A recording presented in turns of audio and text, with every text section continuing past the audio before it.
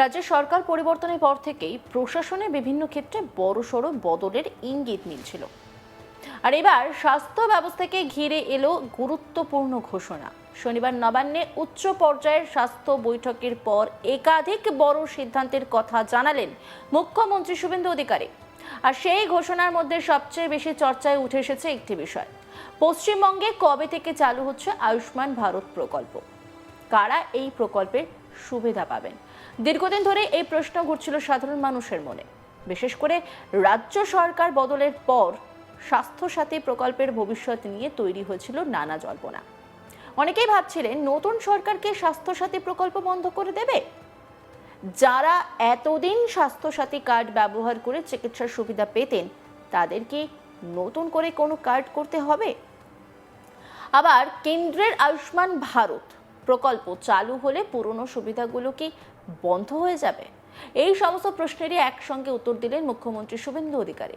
শনিবার বৈঠকের পর সাংবাদিকদের মুখোমুখি হয়ে তিনি স্পষ্ট জানিয়ে দেন, বর্তমানে যারা স্বাস্থ্যসাথী প্রকল্পের আওতায় রয়েছে তারা সরাসরি আয়ুষ্মান ভারতের সুবিধা পাবেন, অর্থাৎ পুরনো উপভোক্তাদের নতুন করে কোনো অনিশ্চয়তার মধ্যে পড়তে হবে না।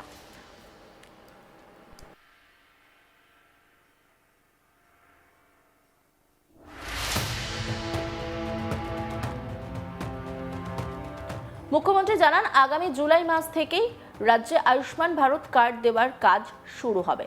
প্রথম ধাপে স্বাস্থ্যসাথীর বর্তমান উপভোক্তারাই এই প্রকল্পের আওতায় চলে আসবেন। পরে ধাপে ধাপে আরও মানুষকে এই প্রকল্পের সঙ্গে যুক্ত করা হবে। ফলে রাজ্যের কোটি কোটি সাধারণ মানুষের জন্য এটি নিঃসন্দেহে একটি বড় ঘোষণা বলেই মনে করছে রাজনৈতিক মহল এবং প্রশাসনিক মহল। সরকারি হিসেব অনুযায়ী এই মুহূর্তে পশ্চিমবঙ্গে প্রায় 6 কোটিরও বেশি মানুষ স্বাস্থ্যসাথী প্রকল্পের সুবিধা পেতেন। পূর্ববর্তী সরকারের আমলে চালু হওয়া এই প্রকল্প রাজ্যের স্বাস্থ্য ব্যবস্থায় অত্যন্ত গুরুত্বপূর্ণ ভূমিকা নিয়েছিল। বহু সাধারণ পরিবার এই প্রকল্পের মাধ্যমে বিনামূল্যে চিকিৎসার সুবিধা পেয়েছেন। শনিবারের বৈঠকের পর মুখ্যমন্ত্রী শুভেন্দু অধিকারী বলেন যে 6 কোটির বেশি মানুষ এখন স্বাস্থ্যসাথীর সুবিধা পাচ্ছেন। তারা সরাসরি আয়ুষ্মান ভারতের সুবিধা পাবেন। পরে এই প্রকল্পের আওতায় আরও মানুষকে আনা হবে।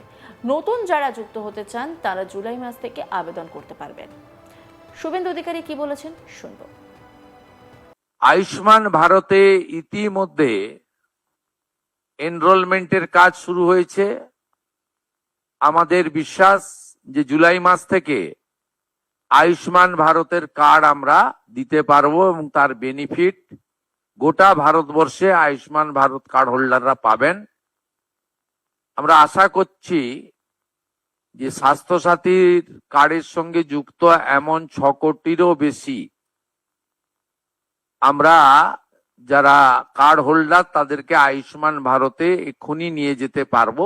পরে পরে এই সংখ্যা আরো বৃদ্ধি পাবে এবং যারা নতুন করে আয়ুষ্মান ভারতে যুক্ত হতে চান, স্বাস্থ্যসাথীতে যুক্ত হননি, তাদের ক্ষেত্রেও অপরচুনিটি থাকছে। আমরা জুন মাসের প্রথম সপ্তাহের মধ্যে আয়ুষ্মান আরোগ্য মন্দিরের এগ্রিমেন্ট দিল্লিতে করার সিদ্ধান্ত নিয়েছি।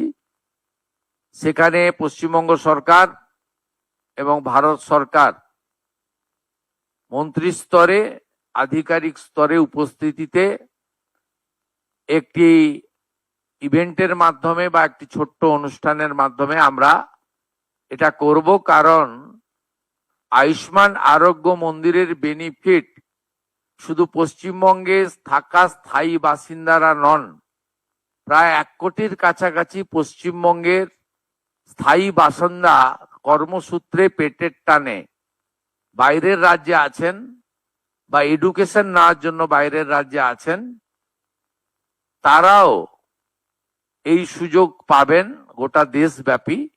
সেই এগ্রিমেন্ট আমরা জুন মাসের প্রথম সপ্তাহে দিল্লিতে করার সিদ্ধান্ত নিয়েছি। মুখ্যমন্ত্রী ঘোষণার পর অনেকটাই স্বস্তিতে সাধারণ মানুষ, কারণ এতদিন ধরে অনেকের মনেই একটা আশঙ্কা ছিল সরকার বদলের পরে পুরনো স্বাস্থ্য সাথী কার্ড হয়তো আর কার্যকর থাকবে না। বিশেষ করে গ্রামাঞ্চলের বহু পরিবার, নিম্নবিত্ত মানুষ এবং বয়স্ক নাগরিকরা এই প্রকল্পের উপর অনেকটাই নির্ভরশীল ছিলেন। ফলে নতুন সরকারের অবস্থান কি হবে তা নিয়ে উদ্বেগ ছিল। কিন্তু মুখ্যমন্ত্রীর বক্তব্যে পরিষ্কার হয়ে গেল পুরনো সুবিধা পুরোপুরি বন্ধ করা হচ্ছে না, বরং সেই উপভোক্তাদেরই এবার কেন্দ্রের আয়ুষ্মান ভারত প্রকল্পের আওতায় আনা হচ্ছে। ফলে রাজ্য এবং কেন্দ্র দুই স্তরের সমন্বয়ে আরও বড় স্বাস্থ্য পরিষেবা ব্যবস্থা গড়ে তোলার ইঙ্গিত মিলেছে বলে মনে করছেন বিশেষজ্ঞরা। শুধু কার্ড দেওয়া নয়, স্বাস্থ্য পরিকাঠামো উন্নয়নের দিকেও বিশেষ জোর দিচ্ছে নতুন সরকার। মুখ্যমন্ত্রী জানিয়েছেন, জুন মাসের প্রথম সপ্তাহে দিল্লিতে একটি গুরুত্বপূর্ণ চুক্তি স্বাক্ষরিত হবে। সেই চুক্তির মাধ্যমে তৈরি হবে আয়ুষ্মান আরোগ্য মন্দির প্রকল্পের রূপরেখা। এই আয়ুষ্মান আরোগ্য মন্দির কি? সরকার সূত্রে জানা যাচ্ছে, এগুলি মূলত বিনামূল্যে চিকিৎসা পরিষেবা দেওয়ার আধুনিক স্বাস্থ্য কেন্দ্র হিসেবে গড়ে তোলা হবে। সেখানে প্রাথমিক চিকিৎসা থেকে শুরু করে বিভিন্ন স্বাস্থ্য পরিষেবা সাধারণ মানুষ বিনামূল্যে পাবেন। মুখ্যমন্ত্রী বলেন, দিল্লিতে অনুষ্ঠিত সেই বৈঠকে কেন্দ্রের বিভিন্ন স্তরে আধিকারিকরা উপস্থিত থাকবেন।